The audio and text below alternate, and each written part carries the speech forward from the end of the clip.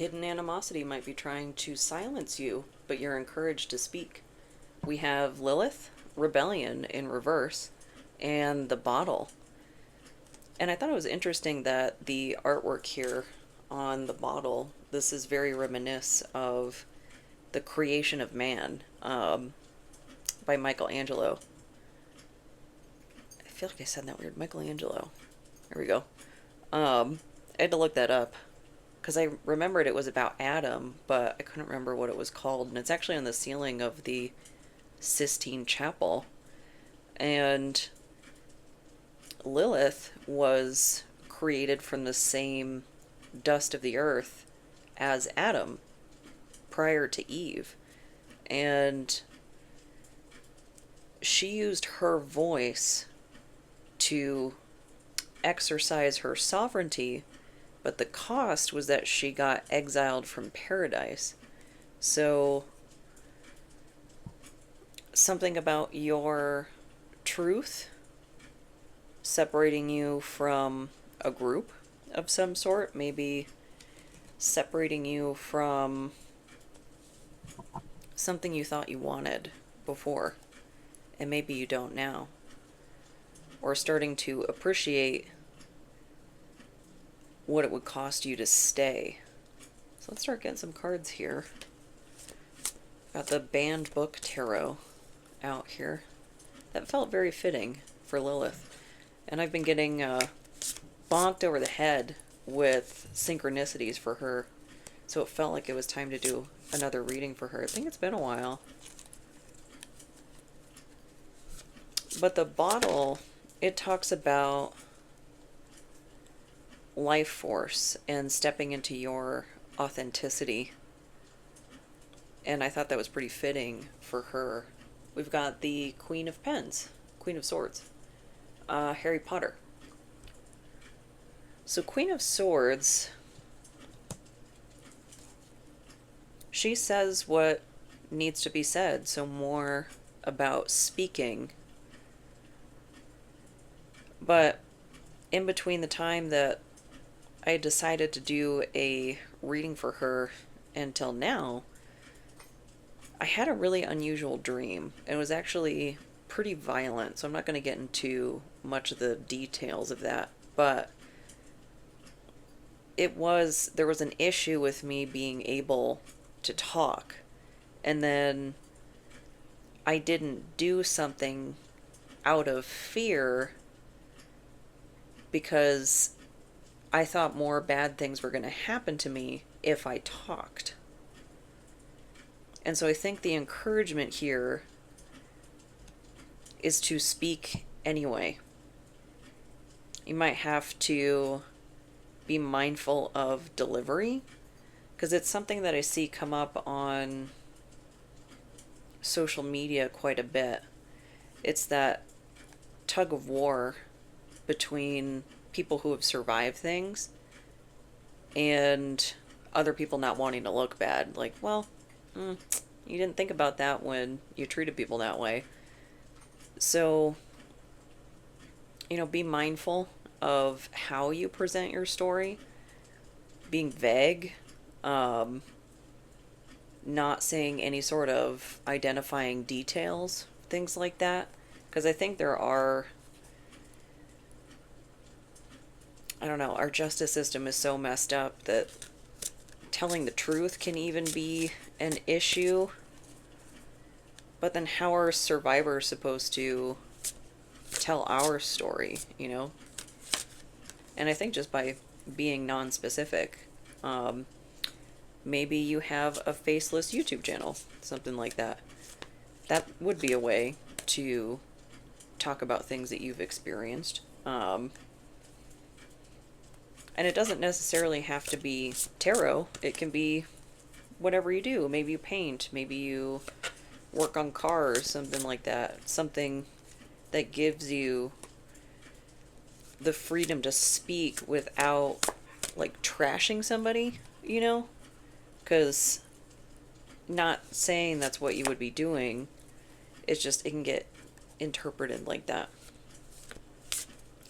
But that Queen of Pens, the pen is mightier than the sword, it gives you an opportunity to turn that pain into healing, a way to alchemize it, using what you've experienced to help other people. Because there's a lot of things that survivors go through while they're actively in the abuse cycle that they may not know is abuse. They might not have the vocabulary for it. So the more of those things that we accurately get out into the algorithm, the more chances it has of reaching the right people, the people that need it. We have Queen of Paper, which I think is Pentacles in this deck. A Wrinkle in Time. I want to check and make sure.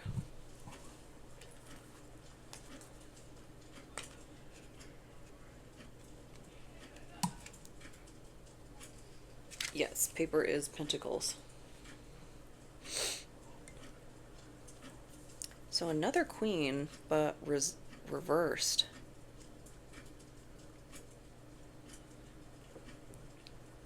Making it more immaterial.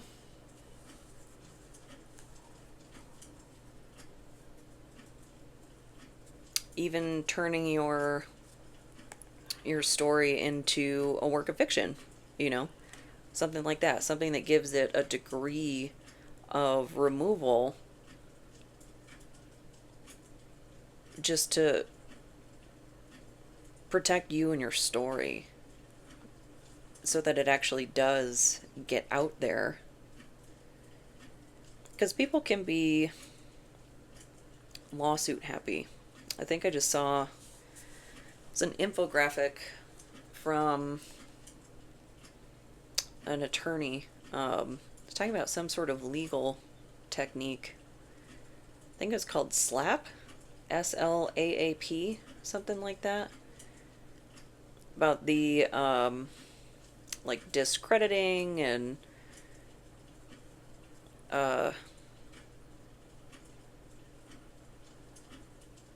slander lawsuits, defamation, things like that. But that's like a legal mechanism to keep people from talking. And many lengths will be gone to keep the truth from coming out. And that, like, just goes to show how guilty people are of things. Allegedly. But, like, the actions speak for themselves. Like, with this, I was just seeing a lot more posts about the gal from Charmed, Rose McGowan. And that Black Cube agency that was hired to, like, spy on her. Page of Pens. The Catcher in the Rye. Page of Swords. And this is the spy card. But it's in reverse.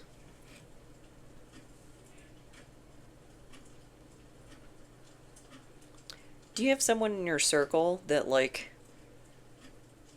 you know, still talks to your ex or something? Like, you already are on to it that you don't want to be too honest with this person because what you say is going to be repeated.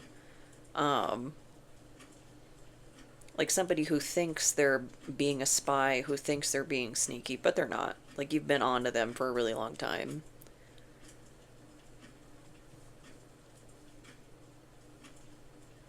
Somebody that might bait you into, I don't know, saying something compromising, saying something damaging, maybe into a fight, even.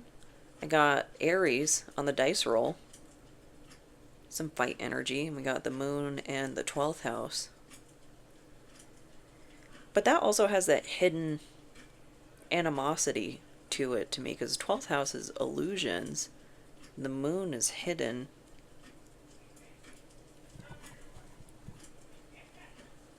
But I feel like you would know, like, who I'm talking about. Like, immediately ring a bell. Or who would most likely fill that role? Because people, I don't know. They like to play both sides. They like the drama. They do what they do. So what is it that needs to be talked about? This is the Audacity Deck. Perseverance, but it was in reverse. Looks like she's covered. Just checking. Not persevering is what needs to be talked about?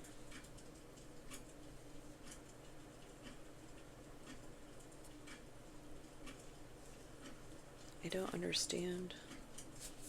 Get a clarifier on that. I mean, there's the snake. That's kind of that callback to the garden.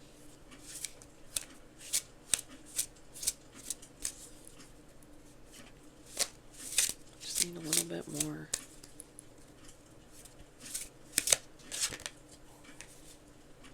The burned bridge.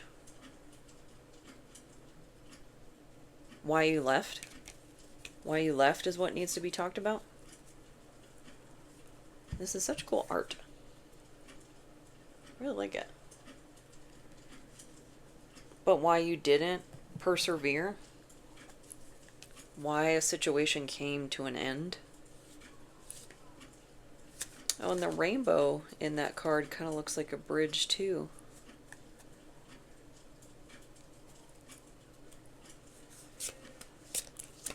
So why did this come to an end?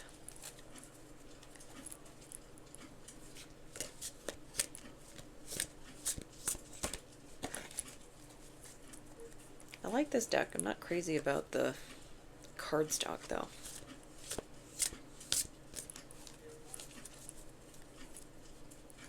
So why did this end? Death in reverse. It hasn't. What? The Color Purple by Alice Walker.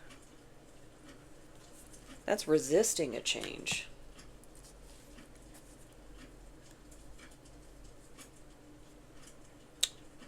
Or it ended for you and not for them. Like, you're over it. You have, the bridges we burn, may they light the way, and often to the proverbial sunset. But whomever else is involved in this, maybe Adam, we'll go with Lilith and Adam. Maybe it's not over for them.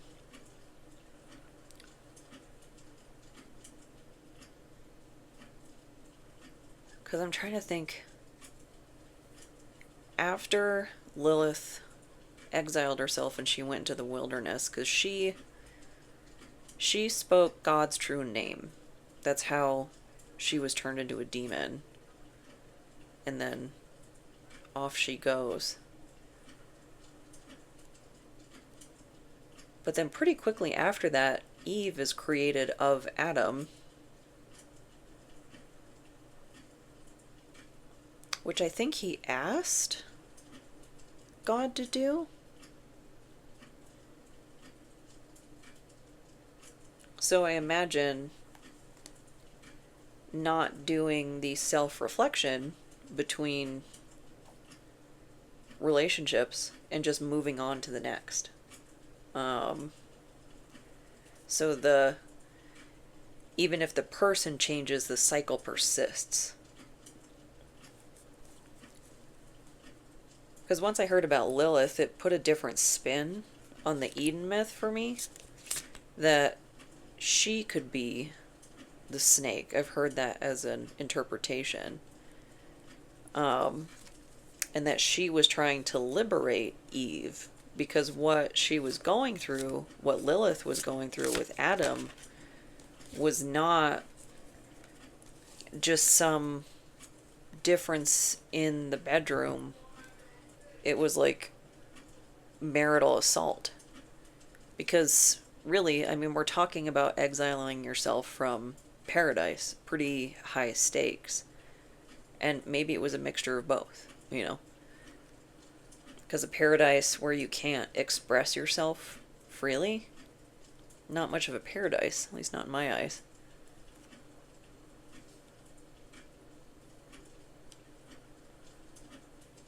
But maybe something, like if we go back to that metaphor of, or example rather, of abuse, how that's linking up with the metaphor.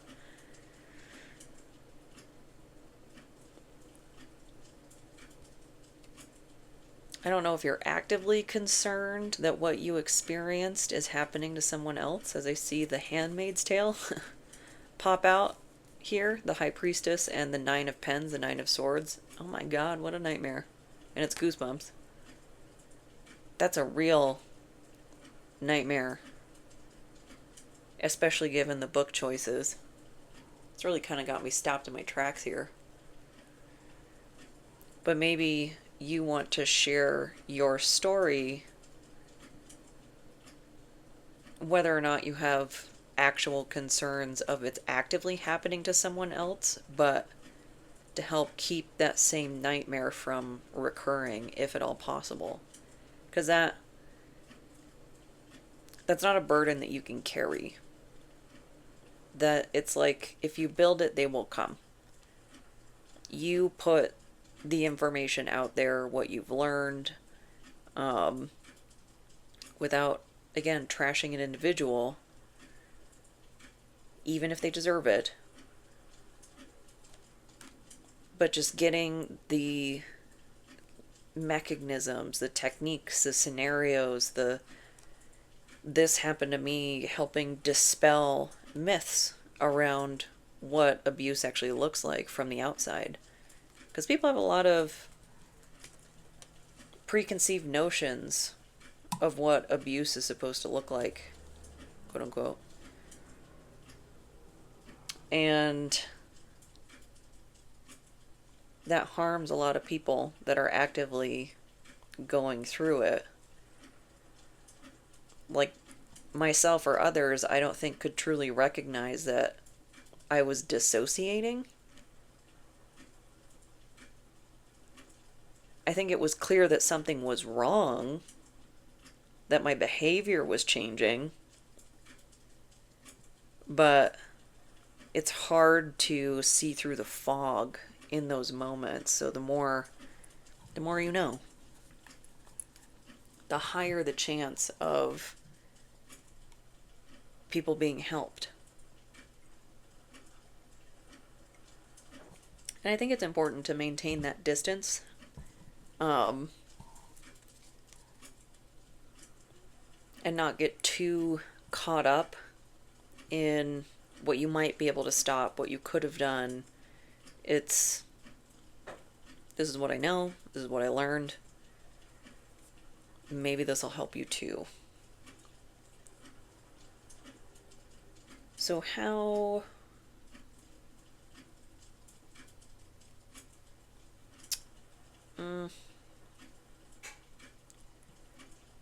do we talk about the nightmare?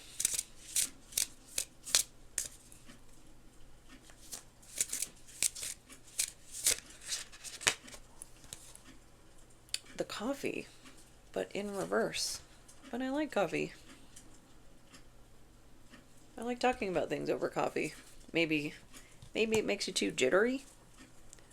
Might want to be less stimulated when talking about these things.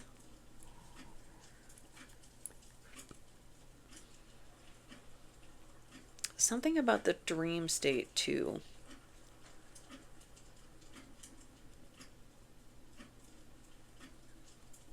I mean, I know my caffeine consumption,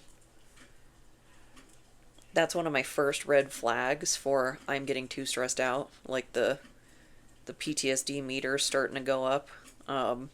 Caffeine goes up and breakfast goes down. Stop eating breakfast. That's why I have a breakfast alarm, so that I don't completely forget. You know, sometimes I will skip it because I just can't. And some days you gotta let yourself have the day without requiring perfection of yourself. because tomorrow's a new day. You can get those, you know, that train back on the tracks. There we go. But what else about the coffee?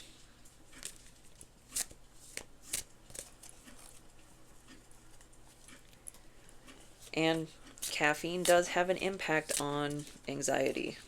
Like, I am absolutely one of those people that you can pry coffee from my cold dead hands, but I will have my 1 cup first thing in the morning.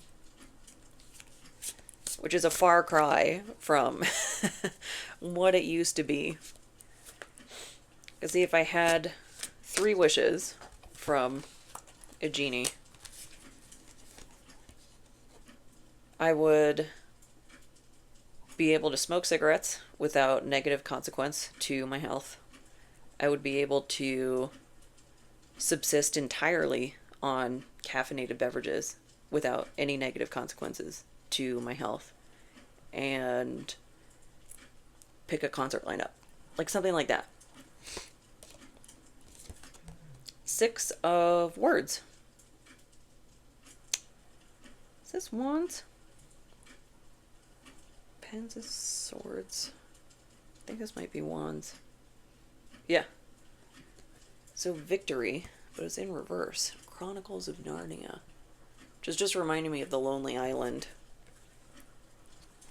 song. I think it was an intermission. I don't know if it was a full song. But a private victory? That could be speaking to the anonymity that we were talking about. Telling your story in an anonymous fashion. Because it's still a win.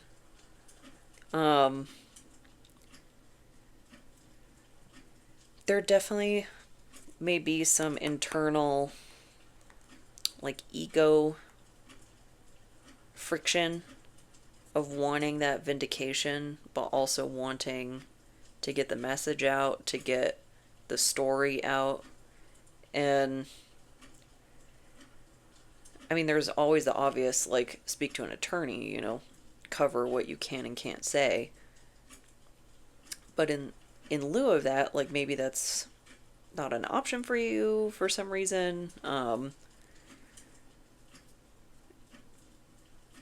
Being vague and talking about things in such a way that makes it about helping others who might be in that situation. It might not be that, like, a biography, you know, but it can still help you process what's happened to you, what you went through, and it helps get that out there to other people who might need to hear those examples, those experiences, to compare it to their own.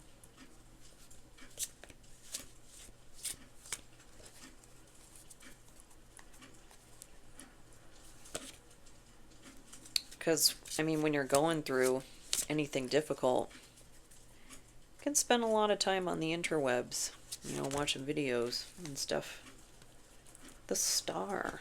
Just taking that one. The Hate You Give. Angie Thomas. I don't recognize that book.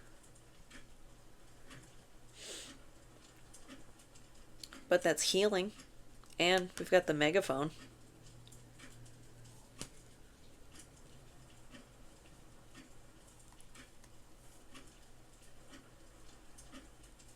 And I can't remember what happened with the Harvey Weinstein.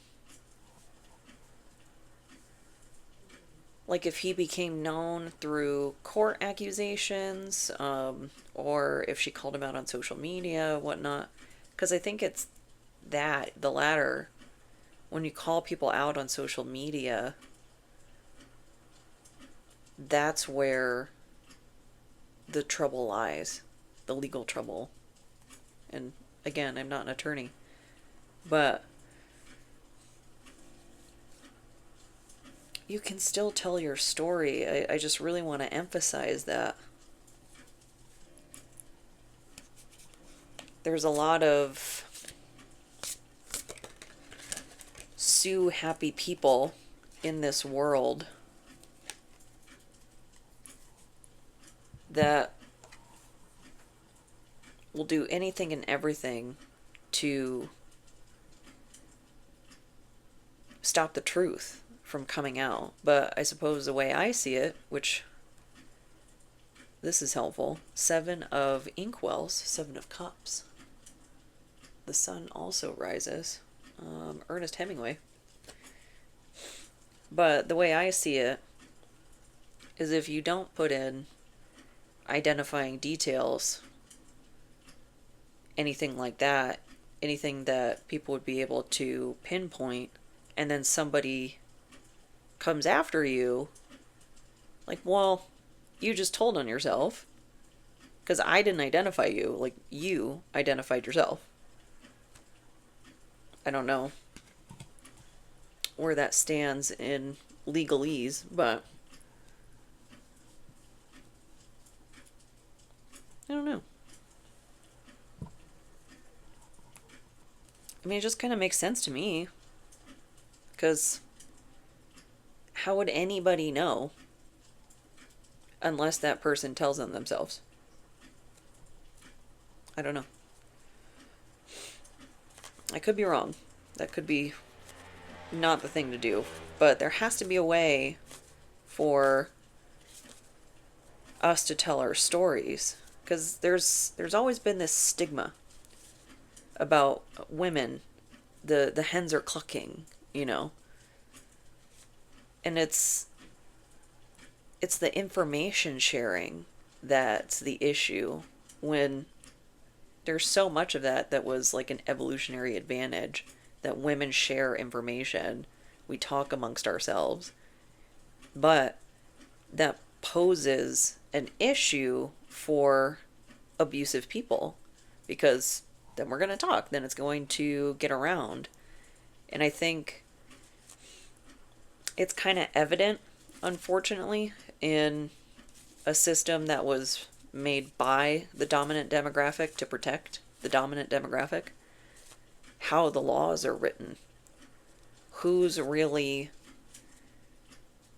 being protected in the grand scheme of things. I don't know. But how do we protect ourselves going forward? Because even if you don't run into legal issues, antagonistic people can get real hot under the collar. And I would say once that bridge is burned, let it remain. Like, don't repair it. That's just my personal opinion, you know. Live your life, make your choices.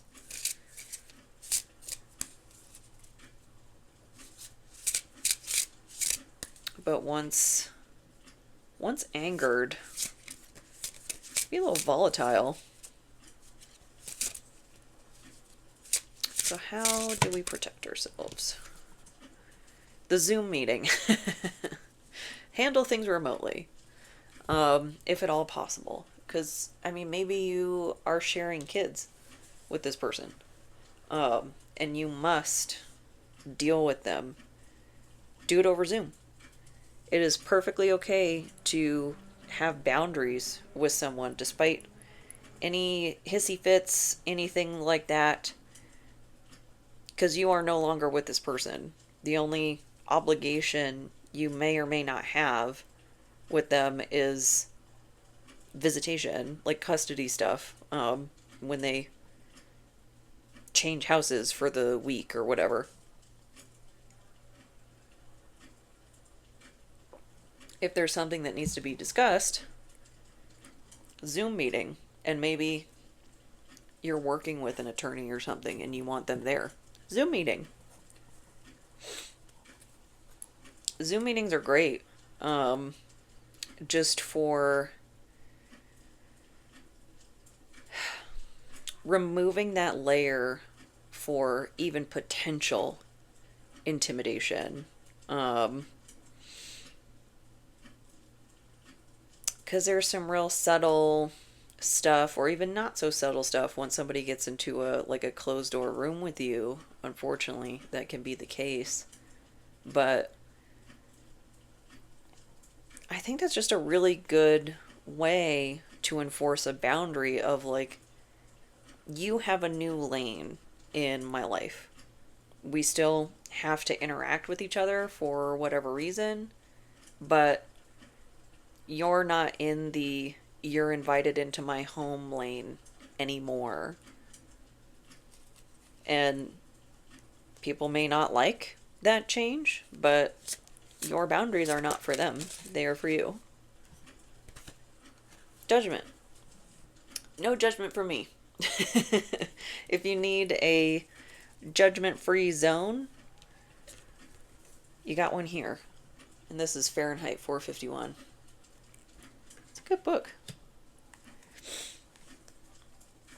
But that can be hard to find. A judgment-free zone of how you're handling the dissolution of your relationship, dissolution of friendship or estrangement, or whatever the case may be. People can be really judgy without ever inquiring if you want to share things about your situation with them. Like, they might be just casting judgment from a completely outside position, getting scattered, fragmented information, or just one-sided information, and then coming to a conclusion. It's a sucky thing to do. I don't think it's possible to withhold judgment in every situation, but it's just like, pump the brakes until you even know if you're invited to this conversation, or until you have more information. Because if you're dealing with an antagonistic personality, if you're on the receiving end, you're going to be made the villain, especially for telling anybody what happened. That's been a consistent theme in conflicts in my life, is that like, oh, you're making me look bad or whatever. Like, nope, that was you. I'm just the megaphone, wherever that went. But if things can be avoided by remaining remote, because she is on fire and covered in swords. It's an unpleasant state of being.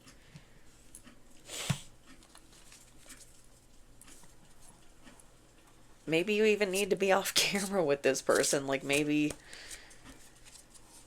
you can't modulate your face. And I completely get that.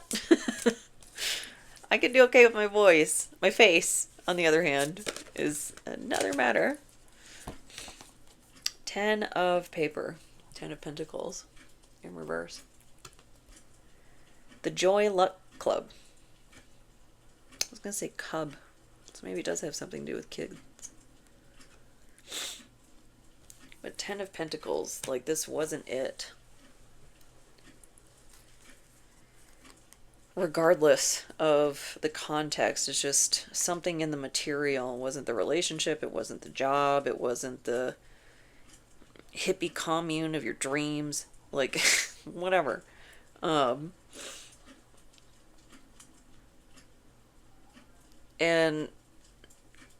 maybe the other person didn't want this to end, like the other side of the table.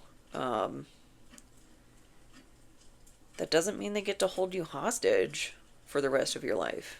If you want to live your life and you want to move on, then yeah, there's the pain in the butt, like legal stuff, but it does have to end eventually. It cannot go on indefinitely. But maybe you're worried about finances, you know, as you separate things, assets, whatever. Because I'm still not sold on getting married again. As the clock chimes. Thank you, clock. But if I did, even though I don't feel like I even have the income to warrant a prenup, it's just what's mine is mine, what's yours is yours. If I earned it before I met you, it's mine. And like same with yours. Because it's such a binding agreement to go into marriage. And people don't even realize like the far-reaching effects that has in your life. 8 of words. 8 of wands in reverse. The Adventures of Huckleberry Finn.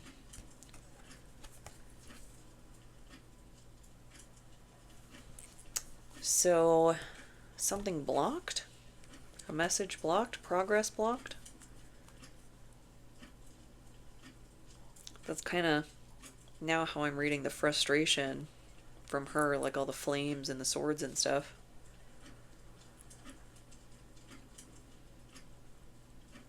Trying to block your message. Oh, maybe this is like a threat of a lawsuit. Like if you keep talking, like I'm gonna take you to the cleaners or whatever. Again, did they tell on themselves? Like when they asked you to stop talking? Does anybody even know what you're referring to? Might wanna, if you get any sort of official correspondence, might wanna respond officially. I'm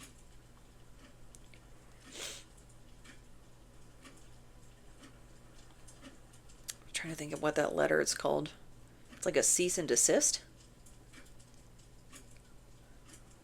I'm sure there's got to be a gaggle of attorneys somewhere on Google that, like, I received this letter, this official request to stop talking about something. What do I do? I don't know. Because I don't know how... Because I think anybody can just send those.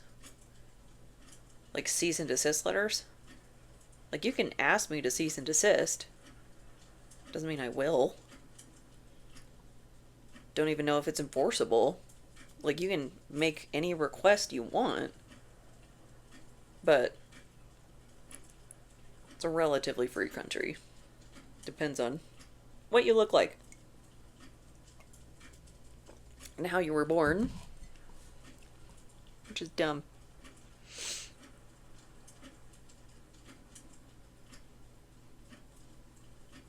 Maybe I'll pick that up in the next reading. Dig into that a little bit further.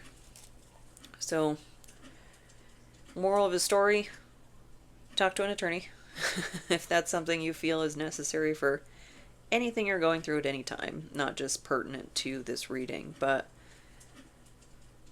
I think speaking your truth is important. You know, there's so much that I experienced that I just did not have the vocabulary for at the time. I had a lot of things in my upbringing and my social conditioning that I think contributed to my inability to clock those things just naturally without the vocabulary. But once I had the framework to compare my experiences to, then I understood just how deep that rabbit hole went. The Talos Principle and Rogue One, my favorite Star Wars and the saddest one.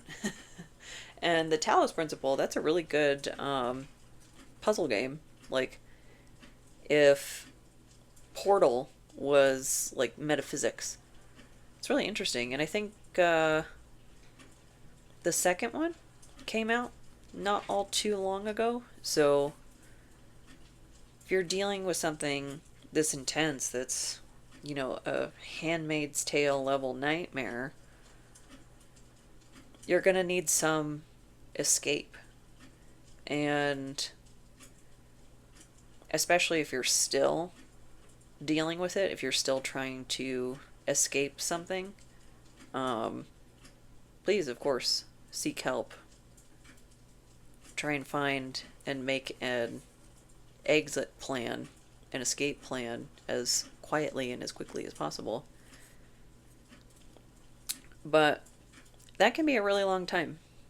Even just a few short months of trying to escape something can feel like an eternity. So it's really important to have different forms of distractions and such to help yourself check out, take as much of a break as possible, and then one foot in front of the other, try and leave that burned bridge behind. But overall, I hope this helps.